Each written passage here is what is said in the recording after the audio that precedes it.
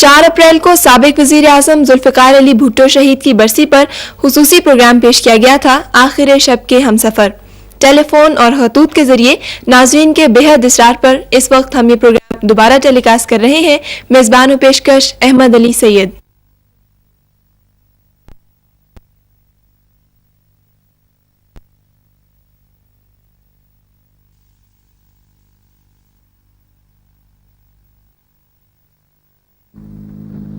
عبدالسلام سے خبریں سنیے.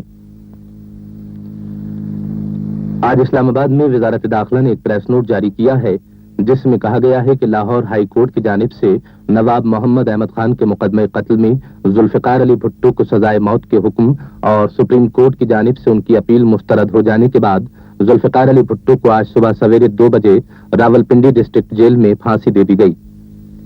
اس سے پہلے ان کی جانب سے رحم کی جو اپیلیں کی گئیں وہ صدر نے مروجہ طریقہ کار کے بعد مسترد کر دی تھیں.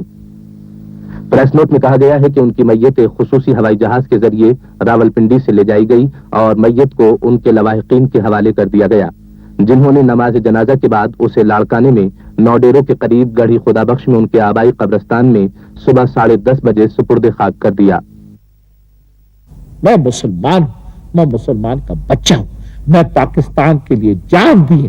میں پاکستان کے لیے جان دوں گا. میں پاکستان کے لیے ہر قربانی کروں گا. میں پاکستان کے لیے اپنے بچوں کی قربانی کروں گا.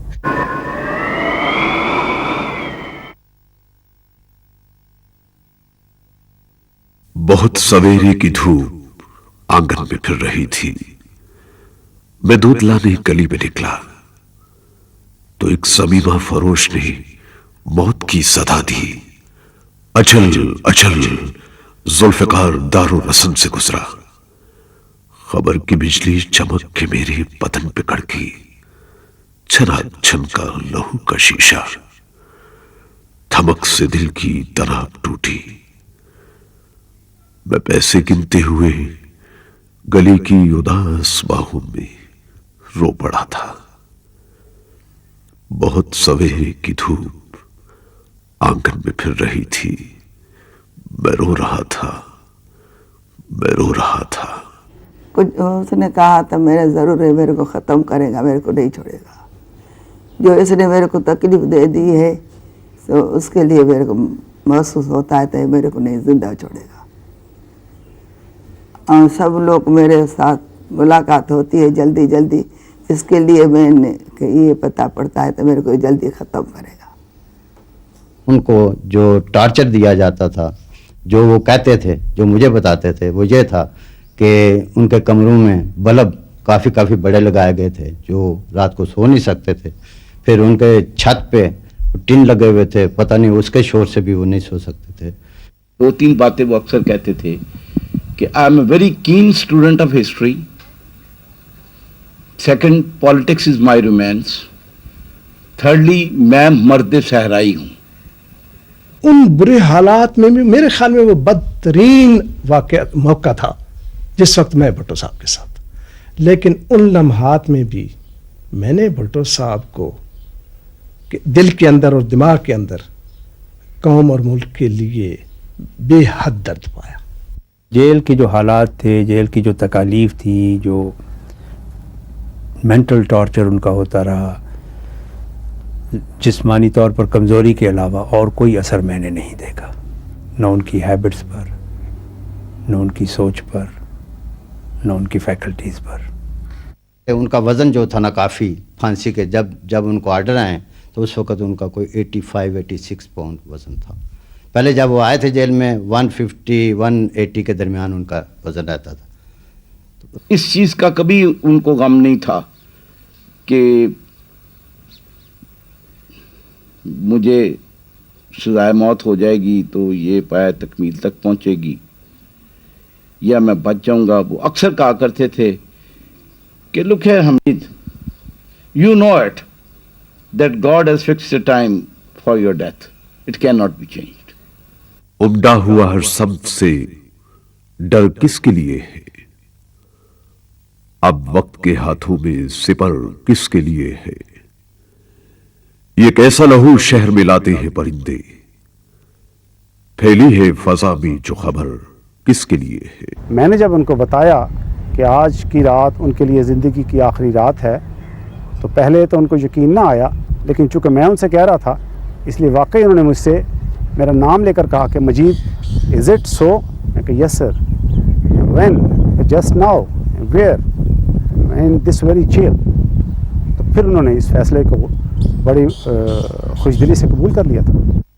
آخری شام کو تقریباً 6 بجے میں جیل سپرنٹینڈنٹ اور ڈاکٹر اور ایک مجسٹریٹ ڈپٹی سپرنٹینڈنٹ جیل یہ اندر گئے، اور ہم نے جا کر کے جیل سپرنٹینڈنٹ نے آفیشل طریقے سے انہیں بتایا کہ آپ فلاں فلاں کیس میں انوالو ہوئے ہیں، فلاں ہائی کورٹ نے آپ کو کنڈیم کیا ہے پرزنر، اور پھانسی کی سزا آپ کو دی گئی ہے، اور اس کے بعد آپ نے اپیل کی ہے، اور یہ سپریم کورٹ نے آپ کو جو ہے تو اس میں اس اپیل کو رد کر دیا ہے.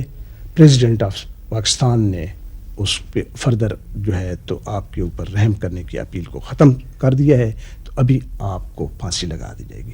اس وقت بھٹو صاحب زمین پر لیٹے ہوئے تھے کوٹری میں، اور وہ دیوار کے ساتھ اس طرح سے ان کا سر اور کندھے دیوار کے ساتھ لگے ہوئے تھے، باقی دھڑ تقریباً ان کا زمین پر لیٹا ہوا تھا. تو میں ان کے سامنے کھڑا تھا جب جیل سپرنٹینڈنٹ یہ حالات ان کو بتا رہے تھے اور آخری حکم سنا رہے تھے، تو بھٹو صاحب کے منہ پر ایک مسکراہٹ تھی. میری ہی موجودگی میں مجسٹریٹ بشیر احمد خان صاحب اور باقی عملہ جس میں سپرنٹینڈنٹ جیل اور ڈپٹی سپرنٹینڈنٹ تھے وہ بھی آئے، اور انہوں نے بھی بھٹو صاحب سے اس بارے میں پوچھا، جس پر وہ فرمانے لگے کہ وصیت میں نے لکھنے کی رات کو کوشش کی تھی، میں نے کچھ لکھا بھی تھا لیکن پھر میں نے اس کو ضائع کر دیا اور جلا دیا، اور اب جو وصیت ہے وہ کتابوں میں لکھی جائے گی. اس وقت یہ خطرات بالکل چاروں طرف سے نظر آنے لگے، تو میں نے یہ فیصلہ خود کیا. فیصلہ کرنے کے بعد میں نے ان کو صرف آگاہ کیا تھا کہ جناب یہ میں نے فیصلہ کیا ہے اور یہ میرا ذاتی فیصلہ ہے، اور خاص طور پر کل یہ جنرل ضیاء الحق نہ کہے کہ کسی بھی طرف سے کوئی مجھے اپیل نہیں ملی تھی. جب 3 مارچ 1989 کو میری جنرل ضیاء الحق سے بڑی تفصیلی ملاقات ہوئی، 3 مارچ 1979 جیل میں نکلنے کے بعد یہ پہلی اور آخری ملاقات تھی میری ان کے ساتھ. تو اور جرنیل شاید جنرل چشتی تھے یا جنرل عارف تھے، ان دونوں میں سے ایک جرنیل بیٹھے تھے. بڑی لمبی 2-2.5 گھنٹے کی میری ملاقات ہوئی تھی، اور اس ملاقات کے دوران میں نے یہی کہا تھا کہ اس ملک کو آپ انتشار سے بچائیں. اور میں نے مثالیں دی تھی، ایک ترکی کی اور ایک مثال دی تھی میں نے الجیریا کی، کہ الجیریا کی لیڈرشپ نے، بومدین نے ذہانت سے کام لے کر بن بلا کو پھانسی نہیں دی، اور آج وہ زندہ ہے، اور آج اس ملک میں انتشار نہیں ہے سیاسی حوالے سے. دوسری مثال میں نے ترکی کی دی تھی. یہی باتیں ہم ڈسکس کرتے تھے جب بھٹو صاحب کے ساتھ تھے، جیل میں باتیں ہوتی تھی. تو جس وقت میں نے یہ فیصلہ کر لیا کہ میں نے جنرل ضیاء کو اپیل کرنی ہے، کیونکہ انہوں نے اس ملاقات میں کہا تھا کہ جب تک میرے پاس کوئی مرسی پٹیشن یا اپیل نہیں آتی تب تک میں کیسے فیصلہ کروں گا. تو میں کہا کل یہ نہ کہے کہ میں نے جب آگاہ کیا تھا، انڈیکیشن دیا تھا کہ کوئی اپلائی کرے، تو اس میں نے اپیل میں یہی لکھا کہ میں بھٹو صاحب کی اجازت کے بغیر یہ کر رہا ہوں. میں قائل نہیں کر سکتا بیگم بھٹو کو کہ وہ اپیل کرے یا ممتاز علی بھٹو کو کہ وہ اپیل کریں، لیکن میں اپنا فرض سمجھتا ہوں کہ میں اپیل کروں، اور تاکہ کل تاریخ یہ نہ کہے کہ میں نے کوشش نہیں کی. اصولاً پھانسی پانے والے شخص کو اور اس کے خاندان کو 24 گھنٹے پہلے اس سانے سے متعلق بتا دیا جاتا ہے، اور پھانسی بھی اکثر صبح 4 سے 4:30 بجے تک دی جاتی ہے. مگر بھٹو صاحب کے معاملے میں یہ تمام اصول ختم کر دیے گئے تھے. کیا آپ بتا سکتے ہیں ایسا کیوں کیا گیا؟ چونکہ یہ قوانین اور ضوابط کی بات تھی، اور اس سلسلہ میں میں وہ ذمہ داری نہیں نبھا رہا تھا، اس لیے اس کے بارے میں کچھ بھی بتانے سے معذور ہوں.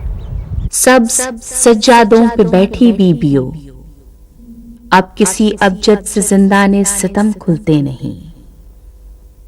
اب سمیٹو مشک و عنبر، ڈھانپ دو لوح و قلم، اشک پوچھو और रिदाएं नो के पातक खींच लो।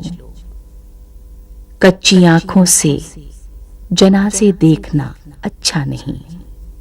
हमारे घर में कुरान खानी होती थी, उसमें मैं बैठी थी, मेरी आवाज़ सुना उसका लड़के का, उसने कहा बड़ा जुल्म हो गया या उसे। हम बोला कोई दूसरे आदमी ने कहा। फिर बोला तो भुट्टो साहब को लेकर आता है हेलीकॉप्टर में, हो गया सारा ख़त्म। फिर कुछ पता नहीं पड़ा हम लोग। मेरे बहन ने देखा खोल के कपड़ा, तो उसका आंगली का निशान पड़ा था, जैसा कोई मारता था जोरी। मैंने भुट्टो साहब का चेहरा देखा था, ऐसा उसका चेहरा था जैसा फूल के दे। कोई 8 बजे 2 हेलीकॉप्टर हमारे ऊपर गुजरे, जो ये जो रोड है नौंडेरो रतोडेरो, उसके ऊपर जाके वो दोनों उतरे। उसमें से एम्बुलेंस में शहीद बाबा को वो ले आए, और पेटी में था शहीद बाबा, और बाहर ये गांव के थोड़ा बाहर उधर रोड पे उधर उन्होंने खड़ा कर दिया। तो फिर हमने 4 पाई अपने घर से मंगवा के फिर साहब का शहीद बाबा का मैयत निकाल के उस पर रखा। इधर हमें इजाज़त नहीं देते थे, तो किसी को भी हम आने नहीं देंगे। मैंने बोला भाई वो उसकी बेगम साहब है, ये आखिरी मुलाकात है, वो तो उसका आना ज़रूरी है। तो फिर उसने मजबूर होके और मुझे इजाज़त दी, मगर अपना तहसीलदार, एक हिंदू था तहसीलदार, उसको भेजा और मेरा लड़का उनके साथ कर दिया, और पुलिस के आदमी भी साथ में दिए, तो और कोई ना आए। तो मेरा लड़का गया उधर, बेगम साहब को जाके नौंडेरे में कहलवाया अंदर, क्योंकि वो पर्देपोश आदमी हैं, उनको कहलवाया। तो बेगम साहब ने एतबार नहीं किया, बोला मैं कल मुलाकात करके आई हूँ। तो मेरा लड़का जो है वो पीट रहा था, रो रहा था, मातम कर रहा था। फिर उनको ले आया इधर ले आया। तो भुट्टो साहब के आने से पहले हमने, उनके ख़ानदान का घर है उधर, तो उधर हमने बेगम साहब को बिठाया, और गांव के जो भी औरतें थी वो सब वहाँ गए। तो जब साहब उतरे तो 4 पाई के फिर सीधा उधर हम ले गए। वो तो अंदर नहीं चलते थे, मगर मैंने कहा ज़रूर चलेंगे, गांव के आदमी हैं, औरतें, उसकी बेगम साहब है, उसको मुंह ज़रूर दिखाना है। तो फिर अंदर लेने के लिए मजबूरन वो चले हमारे साथ। तो मैंने उनको ये मना किया, तो पर्देपोश आदमी हैं जो हमारे अपने मुलाजिम हैं, वो 4 पाई को ले जाएं अंदर, आप अंदर मत जाएं। तो उन्होंने कहा नहीं भाई हम ज़रूर जाएंगे। तो उन्होंने बेहयाई की, और वो पर्देपोश औरतों के ऊपर जाके खड़े 4 आदमी। खैर उधर कोई 15-20 मिनट उन्होंने चेहरा देखा, उसके बाद हमने वो बाहर निकाल, शहीद बाबा को बाहर ले आए। उसके बाद आके ये मस्जिद शरीफ है, इसमें आके जनाजा नमाज के लिए, मगर वो लोगों के लिए इजाज़त नहीं देते थे, तो किसी को हम नहीं देंगे। मैंने बोला जनाजा नमाज होगा। मैंने उनको कसम डाला, जो उनके साथ हाकिम थे उनको मैंने कसम डाला, तो कसम से मुझे बताओ तो आपने गुस्ल दिया है? बोला गुस्ल दिया है। कसम खा के उन्होंने जवाब दिया, और कफन भी दिया है, ये आप देखते हैं। और उसके बाद मैंने फिर ये अल्फ़ी जो होती है वो देखने में नहीं आती थी, मैंने खोल के कफन को फिर मैंने अल्फ़ी देखी अच्छी तरह से। तो उसके बाद फिर आए नमाज़ पढ़ने के लिए, उन्होंने मजबूर होके हमें इजाज़त दी। तो यहाँ गांव के कोई 1400-1500 आदमशुमारी थी, वो मर्दों की, वो आए इधर नमाज पढ़ने शुरू कर दिए, मगर पहले उन्होंने मातम शुरू कर दिया। तो जो शहीद बाबा के साथ आए थे वहाँ से, तो उन्होंने बड़ा डांटा मुझे, बोला तुम इंतज़ाम नहीं कर सकते हो, नमाज शुरू नहीं कर सकते हो, जल्दी करना है, करो, अगर नहीं करते हो तो हम डंडी से काम लेंगे। तो मैंने कहा भाई आप डंडी से काम भले लें, अभी इससे ज़्यादा तुम्हारी डंडी हमें क्या करेगी, हम तो जंग हार चुके हैं, अभी आप जो आपको चाहिए वो करें, मगर अपने गांव के आदमी हैं वो रो रहे हैं, पीट रहे हैं। उसके बाद नमाज वो खुद उठा, फिर नमाज शुरू हो गई। नमाज शुरू होने के बाद फिर हमने इधर लाया, निशान तो पहले दिया था, फिर हम अंदर नीचे रोए थे, हमारे गांव के आदमी भी थे, फिर साहब को उधर जगह दिया और कपड़े शपड़े जो थे वो उतारा। उसके बाद काफ़ी दिन यहाँ कोई आदमी अंदर का बाहर का आदमी नहीं छोड़ते थे। अगर आते थे तो सबका नंबर नोट करते थे, मोटरसाइकिल का, टांगे का, कार का, ट्रक का, साइकिल का, किसी को नहीं जा उसके नाम लिखते थे, तो कहाँ से आए हो, क्या करते हो, वो वगैरह वगैरह। इसी तरह बड़ी उन्होंने सख्ती की, बड़ा जुल्म किया। इसी उस टाइम के हाकिम ने बड़ा जुल्म किया, क्योंकि मैं क्या बताऊं, उसको बेगुनाह मारा गया और उसके गले में फांसी नहीं थी, क्योंकि फांसी का केस है एक मैंने देखा है अपने ज़िंदगी में। तो फांसी में जो है ये कंधा होता है ना, वो टूट जाता है, आँखें जो हैं वो थोड़ी बाहर आती हैं, ज़बान जो है वो भी थोड़ा बाहर निकल आती है। तो शहीद बाबा को मैंने अच्छी तरह से खोल के देखा तो कुछ भी नहीं था, सिर्फ यहाँ एक जैसा स्टैंप होता है कागज़ पे लगाते हैं, वो था इधर से लेकर इधर तक, उसमें लाल और काला और वो ऐसे ऐसे टुपके थे, निशान थे, बस जैसा कि कोई आदमी देखे तो समझे तो उसको फांसी आई है, मगर फांसी नहीं थी। शहादत और मौत में उतना ही फर्क है जितना जिंदगी और मौत में। जब कोई मरे और तुम्हें ये गुमान हो कि तुम मर गए हो, तो ऐसी मौत को शहादत कहते हैं। बेनज़ीर भुट्टो साहिबा माशाल्लाह इस वक्त आप पाकिस्तान की प्राइम मिनिस्टर हैं।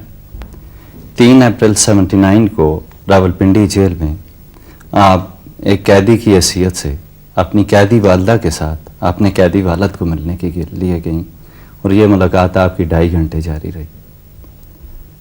क्या उस वक्त आपको ये एहसास था कि ये भुट्टो साहब के साथ आपकी आखिरी मुलाकात है? ये 2.5 घंटे की मुलाकात नहीं थी, ये आधे घंटे की मुलाकात थी।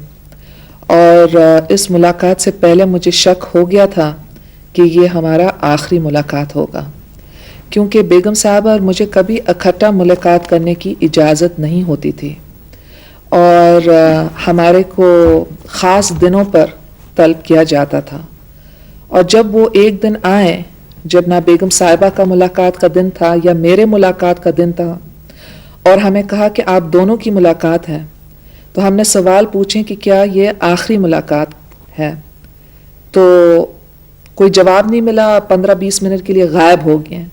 तो मैंने बेगम साहिबा को कहा कि मेरा दिल कहता है कि ये आखिरी मुलाकात है, तो मैं कहूँगी कि मैं बीमार हूँ और अगर वो इसको बीमारी को तस्लीम करते हैं तो हो सकता हमें वक्त मिले। तो मैंने कहा मैं बीमार हूँ, अगर आखिरी मुलाकात है मैं चलती हूँ, मगर अगर आखिरी मुलाकात नहीं है तो हम कल चलेंगे। तो उन्होंने कहा, वापस गायब हो गए। आखिर में उन्होंने कहा कि हाँ ठीक है, मगर जब तक ये मालूम कर रहे थे मैंने अपनी एक सहेली को एक नोट लिखा कि आप पार्टी लीडर्स को कह दें कि हमें आखिरी मुलाकात के लिए बुला रहे हैं और आप लॉन्ग मार्च का कॉल दे दें। और मैंने ये जो भुट्टो साहब का खाना था, उस खाने के अंदर जो नौकर था वो जाता था खाना उठाने के लिए, उस नौकर ने इसको अपने बालों में छुपाया और अपने सर में टोपी पहना और ये कागज़ इतना छोटा मैंने कर ली थी, खाली 2 लाइन लिखी और भेज दी। उस वक्त में उन लोगों ने आ गया पुलिस वालों ने और कहा आखिरी मुलाकात नहीं है, मगर क्योंकि ये सब अब नॉर्मल था, रूटीन के मुताबिक नहीं था, तो मुझे शक लग गया था। दूसरे दिन जब हम निकल पड़े 3 तारीख को, सिहाला पुलिस हाउस में हम गिरफ्तार थे और पुलिस एस्कॉर्ट से हम निकल पड़े, तो मुझे और शक पड़ा। जब हम भुट्टो साहब के पास पहुंचे तो उस वक्त उन लोगों ने वो जो आयन बाज होते थे जिसके पीछे वो कैद थे, वो बाज नहीं खोले, मगर उनने भी मेरे तरफ देखें, बेगम साहबा की तरफ देखें और कहा कि आप दोनों इकट्ठा आ गए हैं, क्या इसका मतलब है कि ये आखिरी मुलाकात है? बेगम साहबा ने कहा हमें नहीं मालूम। मैंने कहा हाँ है, मेरे को लगता है कि ये आखिरी मुलाकात है। फिर भुट्टो साहब ने तलब किया जेल सुपरिटेंडेंट को कि क्या ये आखिरी मुलाकात है कि नहीं। जेल सुपरिटेंडेंट ने अपने आंख झुका दिए जिससे हमें तस्दीक हुई कि ये है। तो भुट्टो साहब ने कहा कि ब्लैक वारंट कहाँ है? तो उन्होंने कहा कि ब्लैक वारंट आज सुबह पहुंच गया है, मतलब 3 तारीख को पहुंच गया है। तो भुट्टो साहब ने कहा फिर फांसी का वक्त किस वक्त होगा? तो उन्होंने कहा सुबह 5 बजे फांसी का वक्त तय किया गया है। यह आखिरी मुलाकात थी और मैं चाहती थी कि वो सूर्या को खोलें, मगर उसके बावजूद वो इतने संग दिल थे कि वो मुल्क के वज़ीर आज़म रहे थे, मुंतखब वज़ीर आज़म। जब मुल्क तकसीम हुआ था याया खान के दौर में, تو بھٹو صاحب نے ملک کو بچایا تھا. اس وقت ہندوستان کے جنرل مانک شو نے کہا تھا کہ ہم ہندوستان کے لوگوں کو ایک اور تحفہ دیں گے. ان کا مطلب تھا کہ ویسٹ پاکستان کو بھی ہم توڑ دیں گے. بھٹو صاحب نے پاکستان کو بچایا تھا. بھٹو صاحب نے پاکستان کو پرامن ایٹمی پروگرام دیا جس کی وجہ سے آج بھی ہم عزت کی زندگی گزار رہے ہیں. اور جب ایک بیٹی نے یہ بات کی کہ آخری ملاقات میں والد کو خدا حافظ کہنا چاہتی ہوں, آپ یہ باز کھولیں, تو باز تک نہیں کھولیں. یعنی اس ملاقات میں بھٹو صاحب کو بھی یہ احساس ہو گیا تھا کہ یہ ان کی آخری جیسے ہم آئے تو میں نے ان نے دونوں کو دیکھا اور یہ عجیب تھا, یہ نارمل نہیں تھا, یہ روٹین نہیں تھا. تو ان کا بھی سب سے پہلے سوال تھا کہ کیا یہ آخری ملاقات ہے, اور میں نے کہا ہاں, کیونکہ میرے دل کی آواز کہہ رہی تھی کہ یہ جھوٹے ہیں, ہمیں جھوٹ کہہ رہے ہیں, ہمیں اکٹھا نہیں لے آتے ہیں, اور کبھی بھی بیماری کے لیے ان کو پرواہ نہیں رہی ہے. تو اس دفعہ میں کہوں کہ میں بیمار ہوں اور پھر بھی وہ کہیں کہ ٹھیک ہے, تو مجھے معلوم تھا منصوبہ تھا, اور بھٹو صاحب بھی دیکھ کر کے کہیں, اور پھر اس کی بات کی تصدیق جیل سپرنٹینڈنٹ کو طلب کی اور اس نے تصدیق کر لی. وزیر اعظم صاحب, آپ کی راولپنڈی جیل میں بھٹو صاحب سے کئی ملاقاتیں ہوئیں اور خاص کر یہ آخری ملاقات ہوئی. یہ فرمائیں کہ جیل کی تکالیف کا انہوں نے کس طرح مقابلہ کیا؟ ہر وقت مسکراتے ہوئے, ہر وقت بہادری سے اور ہمت سے. وہ ہر وقت مجھے کہتے تھے آپ پریشان کیوں ہوتے ہیں, یہ دن گزر جائیں گے. ہر دن گزرتا جاتا ہے, خوشی کا دن گزر جاتا ہے, مشکل کا دن گزر جاتا ہے, یہ بھی دن گزر جائیں گے. مگر ان کو پہلے دن سے معلوم تھا کہ ان کو قتل کریں گے. اور مجھے یاد ہے جب وہ کوٹ لکھپت جیل میں ہوتے تھے اور انڈر ٹرائل پرزنر تھے, ہر وقت مجھے کہتے تھے کہ یہ جو مولوی مشتاق کو یہاں بٹھائے ہیں, ان کو یہ ڈیوٹی دیے ہیں کہ مجھے قتل کریں. اور وہ ہمیں یہ کہتے تھے کہ یہ لوگ اگر باعزت ہوتے ہیں تو 5 جولائی کے رات کو جب ان لوگوں نے یہ کوڈٹا کیا ہے, اسی رات ہمیں مار دیتے, مجھے مار دیتے, بھٹو صاحب کو گولی کے ساتھ مار دیتے. وہ ایک کلین ڈیتھ ہے, مگر کیونکہ یہ ڈس آنریبل لوگ ہیں تو مجھے مارنے سے پہلے جینا نہیں دینے چاہتے ہیں, مرنے کے موقع سے پہلے جینا نہیں دیتے ہیں. اور یہ مجھے کبھی بھی گرفتار نہیں کرتے ہیں ایک جھوٹے مقدمے پر, اگر ان کا ارادہ نہیں تھا کہ مجھے قتل کیا جائے. تو پہلے دن سے ان کا یہ ایمان تھا. ہم کہتے تھے نہیں, کیسے قتل کریں گے, پاکستان کے اندر لوگ اپنے آپ کو جلا رہے ہیں, کوڑے کھا رہے ہیں, وہ کبھی نہیں برداشت کریں گے باقی دنیا سے. اور وہ ہنس کر کے مجھے کہتے تھے کہ آپ آکسفورڈ اور ہارورڈ میں پڑھی ہیں, آپ کو نہیں معلوم, ایسے نہیں ہوتا. مجھے کبھی بھی, میں منتخب وزیر اعظم ہوں پاکستان کا, پہلے منتخب وزیر اعظم, میں نے 90,000 فوجی قیدی باعزت طریقے سے ہندوستان کے کیمپوں سے یہاں لے آیا. میں نے 5,000 مربع زمین ہندوستان سے باعزت طریقے سے لیا, جو اس وقت نے کہا تھا کہ 67 وار میں جو مڈل ایسٹ میں عربوں نے زمین ہاری تھی, انہوں نے کہا ان کو اب تک نہیں ملی. اس نے کہا کہ میں نے متفقہ آئین دیا ہوں, میں نے غریبوں کو عزت دیا ہوں, میں نے ایٹمی پروگرام کیا ہوں, اور یہ سب کچھ ہو رہا ہے کیونکہ مجھے بیرونی ملکوں سے دھمکی ہوتا تھا کہ آپ یہ ایٹمی پروگرام نہیں کریں, نہیں تو تمہارا ہاربل اگزامپل بنایا جائے گا.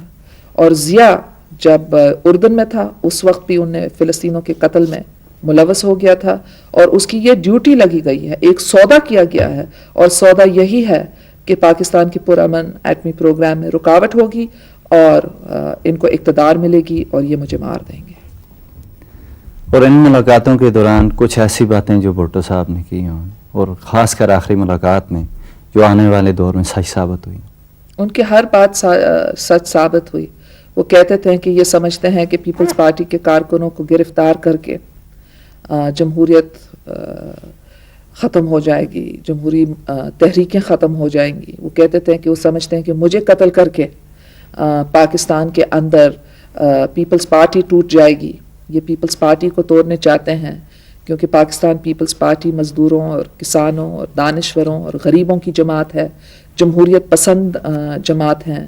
سمجھتے ہیں ہمارے کارکنوں کو روک کر کے, مگر وہ کہتے تھے فتح عوام کی ہوگی, اور میں میرے قبر میں ہوں گا تو پھر بھی یہ جب فتح کا وقت آئے گا مجھے محسوس ہوگا کہ عوام کی فتح ہوئی ہے.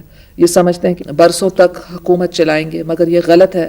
پاکستانی قوم تسلیم نہیں کرے گی. پاکستانی قوم بہادر قوم ہے, یہ قوم بالکل تسلیم نہیں کرے گی. اور وہ ہمیں یہ بھی کہتے تھے کہ یہ ان کو استعمال کر رہے ہیں, جب ان کا مقصد ختم ہو جائے گا تو ان کو بھی چھوڑ دیں گے. اور ہر وقت مجھے کہتے تھے کہ آپ اصولوں کے لیے لڑیں, خالی اصول کا احساس ہوتا ہے. ایک دفعہ انہوں نے مجھے جیل میں کہا, بیگم صاحبہ کے اوپر لاٹھی چارج ہوئی تھی گدافی اسٹیڈیم میں, ان کا سر پھٹا تھا, وہ ہسپتال میں گرفتار ہو گئیں, میں گھر میں, مجھے ہاؤس اریسٹ کیے. ایک انفرنشڈ ہاؤس تھا جس میں ایک بیڈ لگا کر کے انفرنشڈ ہاؤس میں گرفتار کیے تھے. اور جب میں, اور میرے کو بھی کندھوں پر لاٹھی لگی تھی, جب میں ملی تھی تو انہوں نے کہا کہ آپ لوگوں کے اوپر لاٹھی چارج ہوا, بیگم صاحبہ کے سر کو پھاڑے ہیں, آپ کو لگا ہے. کبھی میں سوچتا ہوں کہ میری بیٹی ہے, میری بیوی ہے, ان کے اوپر یہ اذیتیں آئیں, مگر پھر میں ایک لیڈر بھی ہوں, اور اگر میرے اپنے خاندان قربانی نہ دیں تو پھر میرا حق نہیں پہنچتا کہ میں دوسروں کو کہوں کہ آپ کے خاندان قربانیاں دیں. اور یہ قربانی آپ میرے لیے نہیں دے رہے ہیں, یہ قربانی جو آپ دے رہے ہیں ایک مقصد کے لیے دے رہے ہیں, ایک جمہوری پاکستان کے لیے دے رہے ہیں, ایک پاکستان کے لیے دے رہے ہیں جدھر مساوات ہو. وہ مجھے ہر وقت کہتے تھے کہ میں اپنے بھائی بہنوں کو کہوں کہ, بھائیوں کو اور بہن کو کہوں کہ آپ اپنی تعلیم کو مکمل کریں. ان کو بہت خوشی تھی کہ میں نے تعلیم مکمل کی تھی اور واپس آ گئی تھی. پھر آخری ملاقات میں انہوں نے بیگم صاحبہ اور مجھے کہا کہ اگر آپ لوگ باہر چلے جانے چاہتے ہیں, آپ نے بہت دکھ کے دن دیکھیں, تکلیف کے دن دیکھیں, پریشانی کے دن دیکھیں, اگر آپ باہر جانے چاہتے ہیں تو میں آپ کو اجازت دیتا ہوں, آپ باہر چلے جائیں. یہ عامریت نہیں رہے گی, ایک دن آئے گا جب جمہوریت بحال ہوگی اور آپ لوگ واپس آ سکتے ہیں. تو میں نے کہا نہیں, میں نہیں چاہ سکتی, جو کام آپ نے شروع کیے ہیں وہ میں مکمل کروں گی. اور بہت خوش ہو گئے, بہت خوش ہو گئے. اور انہیں, وہ ایک طرف تھے, میں دوسرے طرف تھی, دروازہ بند تھا تو ہاتھ ملا دیا. مجھے یاد ہے وہ دن جب ہم آخری ملاقات کے لیے گئے تھے, جب میں یونیورسٹی اسٹوڈنٹ تھی, تو میں نے ایک کتاب پڑھی تھی جس کے اندر یہ میکسیکو میں انقلاب آیا تھا. اور جب میکسیکو میں انقلاب آیا تھا تو وہاں ایک ریولوشنری لیڈر تھا جس کا نام تھا پانچو ویا. تو وہ کتاب میں لکھا تھا کہ جب پانچو ویا نے کو گرفتار کیا اور مارنے والے تھے تو انہوں نے پوچھے پانچو ویا سے کہ آپ کی آخری خواہش کیا ہے, اور انہوں نے کہا کہ سگار پینے کا. اور وہ کہہ رہے تھے کہ وہ فکر مند نہیں تھے, اور جب سگار پی رہے تھے تو سگار کا جو ایش تھا وہ گرا نہیں. اور اس دن جب ہم آخری ملاقات کے لیے گئے تھے تو بھٹو صاحب کے پاس کچھ رائٹنگ پیڈز وغیرہ تھے, انہوں نے اٹھا کر کے ہمیں دے دیے. ایک سگار کا باکس تھا تو انہوں نے 2 سگار نکالے, باقی ہمیں دے دیے. ان کے پاس 1-2 رومال تھے, انہوں نے کہا مجھے ابھی یہ چیزوں کی ضرورت نہیں ہوگی. سب چیز نکال کر کے, سب چیز کیا, وہاں ایک گدھا تھا زمین پر اور کچھ تھا ہی نہیں مگر سگار کا جو ڈبہ تھا اور ان کا جو رائٹنگ پیڈ, قلم وغیرہ, وہ ہمیں دینے لگے اور کہا کہ یہ آپ لے جائیں, میں نہیں چاہتا کہ مجھے مارنے کے بعد یہ لوگ میری چیزوں کو ہاتھ لگائیں. انہوں نے کہا میں 2 سگار رکھتا ہوں, ایک ابھی آپ لوگوں کے ساتھ پیتا ہوں اور ایک رات کو.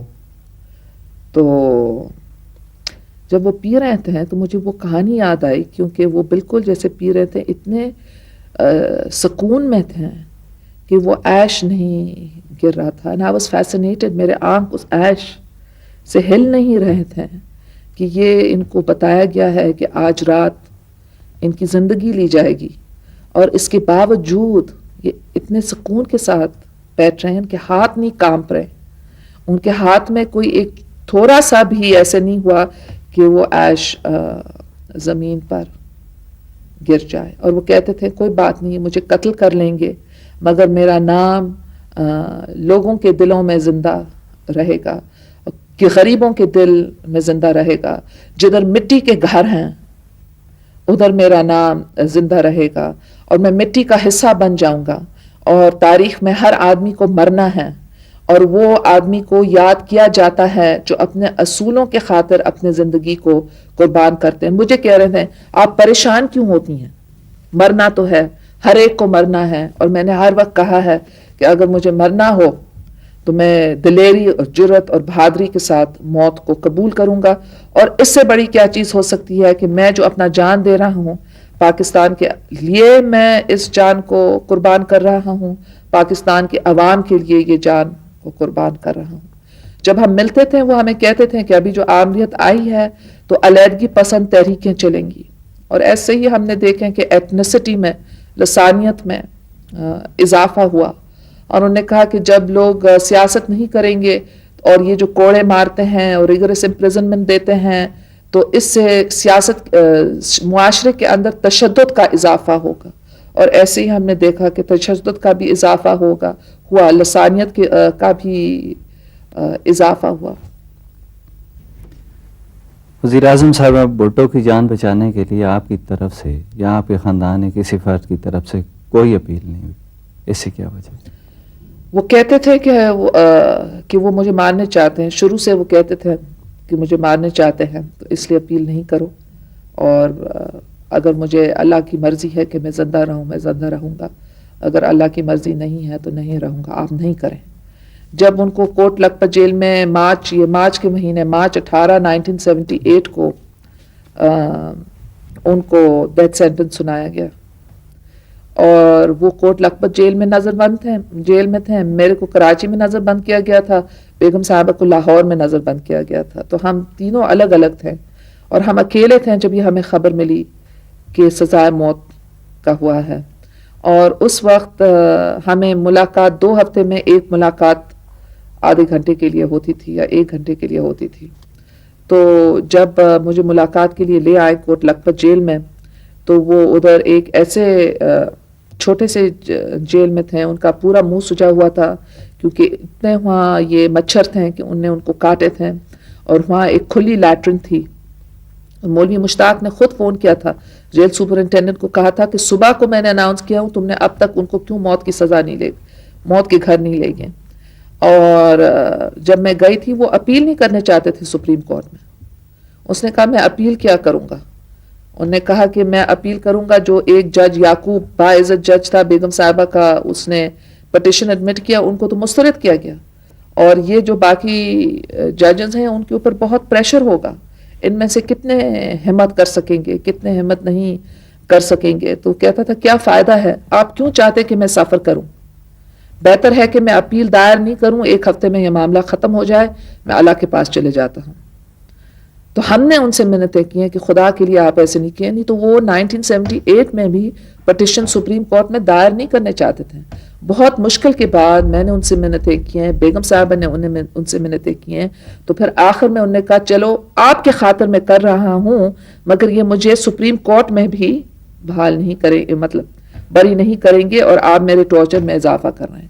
اور سپریم کورٹ میں ویسے ہی ہوا، 9 ججز تھے، 5 جج ان کے حق میں تھے، 4 ان کے خلاف تھے، اور ان نے سپریم کورٹ کے سائز کو 7 کر لیے تاکہ وہ 4 ججوں کا اکثریت ہو اور ان کو سزا ہو۔ اور یہ جو الزام تھا بھٹو صاحب کے اوپر، وہ تھا قتل کا الزام، اور جس بندے کا قتل، وہ بندہ زندہ تھا، وہ اب تک زندہ ہے، اور سازش میں آپ کو کبھی سزائے موت نہیں ملتی، سازش میں اگر آپ کہیں بھی تو لائف سینٹنس ملتی ہے، سزا میں آپ کو کبھی بھی ڈیتھ سینٹنس نہیں ملتی۔ تو ہمارے ملک میں ناقانون تھا کہ کسی کو سازش کے لیے آپ ٹرائی کریں جب بندہ زندہ ہو، آپ اٹیمپٹڈ مرڈر کہہ سکتے ہیں، آپ مرڈر تو نہیں کہہ سکتے ہیں۔ اور پھر کہ اگر ہو بھی، بندہ مر بھی جائے، واقعی وہ مرڈر ہو، تو پھر بھی کانسپیرسی کے لیے آپ کو ڈیتھ سینٹنس نہیں ملتا ہے، مگر یہ سب بنا ہوا مقدمہ تھا، جعلی مقدمہ تھا، جھوٹا مقدمہ تھا۔ پہلے دن سے وہ ان کو مارنے چاہتے تھے، اور انہیں فیصلہ کر لیے تھے کہ ہم ماریں گے۔ تو جب وہ سپریم کورٹ میں پٹیشن نہیں کرنے چاہتے تھے، اور درست ہوئے، وقت نے ثابت کیا کہ وہ درست ہیں، کہ واقعی سپریم کورٹ کے سائز کو کٹ کیا گیا from 9 to 7، بلکہ کسی نے اپنے کتاب میں بھی لکھا ہے کہ پہلے 9 لوگ تھے، پھر 7 ہو گئے، جو مارشل لاء کے ساتھ ان زمانوں میں ہوتا تھا۔ تو اس لیے کوئی فائدہ نہیں تھا۔ دنیا نے اپیل کی تھی، کون تھا جس نے اپیل نہیں کیا تھا؟ مسلم ممالک سے اپیلیں آئیں، یورپ سے اپیلیں آئیں، نارتھ امریکہ سے اپیلیں آئیں، چین سے اپیل آئے، کوئی جگہ نہیں تھا جدھر لوگ اپیل نہیں کیے، مگر ان کا ارادہ تھا کہ ہم بھٹو کو مارنے چاہتے ہیں تاکہ بھٹوازم کی بیماری، تاکہ جمہوریت ختم ہو جائے، تاکہ غریب اپنی آواز بلند نہیں کر سکے، اور تاکہ پاکستان ایک ماڈرن سٹیٹ نہیں بن سکے، کیونکہ وہ ایک ماڈرن لیڈر تھے۔ ان نے خواتین کو حقوق دیے، ان نے اقلیتوں کو حقوق دیے، وہ سب کے ساتھ برابری کا سلوک چاہتے تھے۔ اور ایک پاور ہنگری ٹولہ تھا جس نے پاکستان کے ایٹمی پروگرام کے اوپر سودا کر کے ملک کے منتخب وزیر اعظم کو قتل کرنے کا منصوبہ تیار کیا اور ان کو قتل کیے، مگر ان کی پارٹی زندہ رہی، ان کے لہو سے ہر کارکن کو اور طاقت ملی اور جدوجہد ہمارا جاری رہا اور اپنے نتائج پر پہنچ گیا. اور یہ ان کی فتح تھی کہ 1988 میں پاکستان پیپلز پارٹی بھٹو صاحب کے نام پر منتخب ہوا. اور تاریخ میں آپ کو ایسے کوئی اگزامپل نہیں ملے گا کہ لوگ اپنے قائد کے ساتھ اتنی محبت کریں کہ ان کی شہادت کے بعد بھی ان کے پارٹی کے ساتھ وہی وفاداری ثابت کریں. اور وفاداری کی قیمت بھی تھی. ایک چیز ہے کہ آپ وفادار رہیں اور آپ کو کوئی قیمت نہیں ادا کرنا پڑے، مگر یہاں وفاداری کی قیمت تھی. نوجوان لڑکوں کو گولیوں کے ساتھ اڑا دیتے تھے، مار دیتے تھے، پھانسیاں دیتے تھے، نوجوان لڑکوں کے پیٹھوں کے اوپر کوڑے مارتے تھے، مگر پیپلز پارٹی کے کارکنوں نے، جمہوریت پسند قوتوں نے، سب نے ساتھ دیا اور پھر پاکستان کے اندر جمہوریت کا سورج واپس طلوع ہوا. آپ اور آپ کی والدہ محترمہ سیالہ جیل میں قید تھے جس وقت بھٹو صاحب کی شہادتی خبر آپ کو ملی، تو کیا تاثر تھا اس وقت؟ بس پھر ہم ملاقات سے جب واپس گئے تو مجھے یاد ہے کوٹ لکھپت سے جب ہم خدا حافظ کہہ رہے تھے اور وہ نہیں کھول رہے تھے، میں نے کہا میرے ذہن میں خالی یہ بات تھی کہ ہمیں نہیں رونا ہے ان کے سامنے، ظالموں کے سامنے ہمیں کوئی کمزوری نہیں دکھانی ہے. اور ہم باہر گئے اور میں نے کچھ میری سہیلی کو دیکھی اور میں نے اشارتاً ان کو بتانے کی کوشش کی کہ یہ لاسٹ ملاقات تھا. راولپنڈی جیل میں، راولپنڈی جیل سے جیسے پر اتنی تیزی سے گاڑی کو لے گئے، پھر ہمیں واپس لے گئے اور اتنی مشکل بات تھی کیونکہ ہمیں پھر پورا دن انتظار کرنا پڑا. اور ہم انتظار کیے اور ہر وقت میں کہتی تھی کہ اللہ کرے کہ کچھ نہ کچھ معاوضہ ہو، اللہ کرے کہ کوئی نہ کوئی طریقے سے وہ بچ جائیں.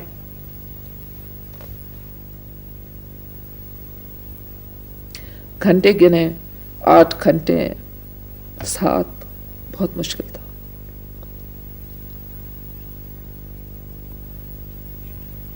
شکریہ محترمہ وزیر اعظم.